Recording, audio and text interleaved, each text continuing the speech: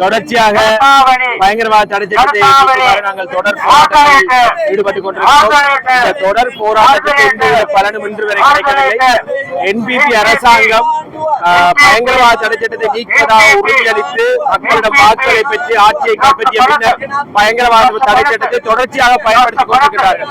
இறுதியாக சங்கீதன் பாடகர் கைதாகி பயங்கரவாத தடை சட்டத்தின் உண்மையில் இவர்கள் காட்ட நினைக்கிறார்கள்.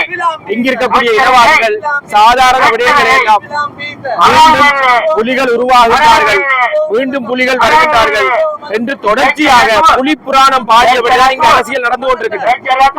தமிழர்களை விட அதிகமாக புலிகள் என்ற வார்த்தையை உச்சரிப்பது தெற்கில் இருக்கின்ற இனவாதிகள் என்பதை நான் கூறிக்கொள்கின்றேன்.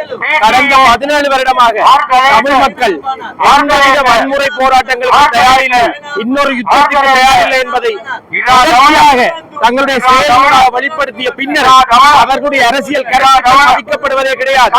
அவர்களுக்கு இருக்கின்ற கருத்துக்கள் மதிக்கப்படுவது கிடையாது. புலிகள் தொடர்பாக அவர்கள் பேசுகின்ற கருத்துக்கள் இங்கு வெளிவந்து கொண்டிருக்கிறது. மாறாக அவர்கள் அந்த இயக்கத்தை உருவாக்குவதற்கோ அல்லது ஒரு யுத்தத்தை உருவாக்குவதற்கோ அல்லது நாட்டை பிரிப்பதற்கோ எந்த ஒரு விடயத்தை கூறுவதே கிடையாது. அவர்கள் தாங்கள் கேட்கின்ற நீதி, தங்களுக்கு பிரச்சனைகள் இவைகளாக இருக்கின்றது. இலங்கையில் ராணுவம் அதே சமயம் ராணுவத்தினரால் நிகழ்த்தப்பட்ட ஏராளமான கொலைகளுக்கு இதுவரை நீதி கிடைக்கவில்லை. அந்த நீதி கிடைக்கும் வரைக்கும் மக்கள் அது தொடர்பாக பேசிக் கொண்டேதான் இருப்பார்.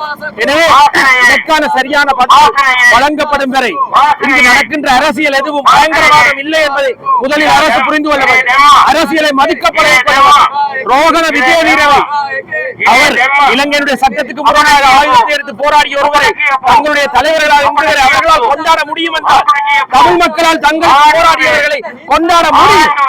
எனவே அதனை பயங்கரவாதமாக கருதி அப்பாவி மக்களை கைது செய்வதை முதலில் அரசு நிறுத்த வேண்டும், பயங்கரவாத சட்டத்தை நீக்க வேண்டும் என்று நான் கேட்டுக்கொள்கிறேன். நன்றி.